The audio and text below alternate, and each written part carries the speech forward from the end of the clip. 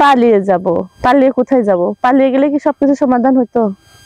হয়তো 2 মাস 4 মাস রাগ থাকতো সবার পরিবারের।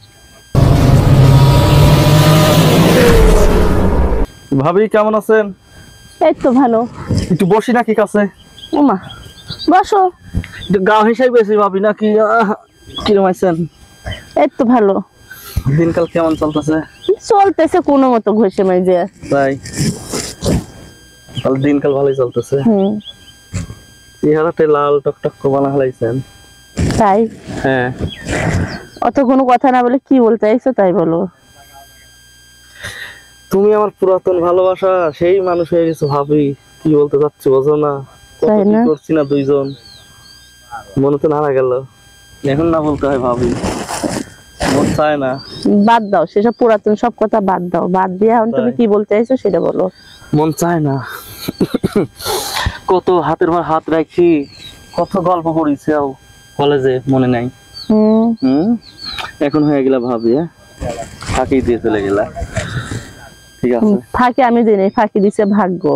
ভাগ্য তো ফাঁকি দিবি কিভাবে? নিজে ফাঁকি না দিলে হয়তো।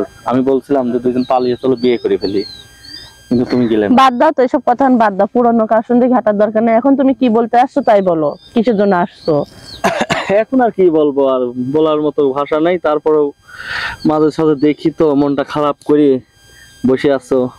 মাঝে সাঝে দেখি ফাঁকে থেকে দূরে থেকে, কাছে আসতে পারি না। দেখলাম যে আজকে তোমার বাসায় কেউ নাই, তাই মনে করলাম যে একটু কাছে যাই বসেই কথা। তোমার কি মনে হয় শুধু তোমারই কষ্ট লাগে?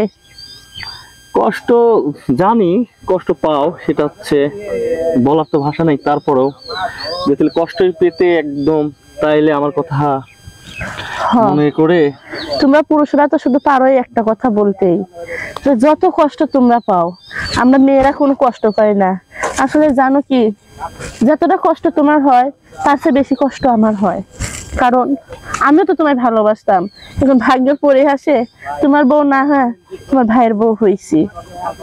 জানো একটা কথা, চাচাতো ভাইয়ের বউ হইলে আমি তোমাকে বারবার অফার দিছিলাম। দেখো, যেহেতু তোমার বিয়ের কথা তুমি নিজেই বললে যে হচ্ছে ঠিক হয়ে যাচ্ছে, তা আমি কি বলছিলাম যে চলো পালিয়ে যাই, মেনে নেবে সবাই। কথা দিয়েছিলে কিন্তু আমাকে ছেড়ে যাবে না, তারপর চলে গেলে। আবার বিয়ের কথা যখন বললে যে আমার বাবারা বিয়ে ঠিক করতেছে, তখন আমি বলছিলাম যে আমরা চলো পালিয়ে যাই, কিন্তু তুমি কি বললে যে আমার বাড়ির কেউ মেনে নেবে না। তা আজকে দেখো কষ্টে মনটা কিন্তু তোমার খারাপ, আমারও মনটা খারাপ। তুমি বিয়ে ঠিকই করে নিলে, আমি কিন্তু এখনো বিয়ে করলাম না। পালিয়ে যাব? পালিয়ে কোথায় যাব? পালিয়ে গেলে কি সবকিছু সমাধান হতো? হয়তো 2 মাস 4 মাস রাগ থাকতো সবার পরিবারের, হয়তো। না, কখনোই না। তাহলে তুমি আমার পরিবারকে চিনোই না। চিনি আর না চিনি সেটা পরের চিন্তা, ঠিক আছে? ভাগ্য যা থাকতো। আচ্ছা, এখন যাই হোক, তোমাকে আর আমাকে একসঙ্গে এখানে দেখলে সবাই খারাপ মাইন্ড করতে পারে। তুমি এখন আসতে পারো। না, ওটা তো গেছে আত্মীয়র বাড়ি দাওয়াত খাইতে, এখনো তো আসবে না। তোমাকে একা রেখে গেছে বাড়িতে। আমি ভাবলাম যে যাই, এই তো এখনই আমাকে দূর দূর করে তাড়িয়ে দিচ্ছ। কিন্তু আমি দূর দূর করে তোমায় তাড়াই না, তোমার যতই তাড়াই তুমি সবসময় আমার মনের মধ্যে থাকো, যেটা তোমার ভাই এখনো থাকতে পারে না। শুধুর সঙ্গে আমার বিয়েই হয়েছে, কিন্তু কখনো ওকে আমি স্বামী হিসাবে মানতে পারি না। তো তাই আশা করব তুমি এখন আমার কাছে আসো, যাই করো আমার দেবর সম্পর্কে আসবা। ভালোবাসার কোনো সম্পর্ক আর কোনো অধিকার নিয়ে আমার কাছে আর আসো না, তাতেই আমি খুশি হব।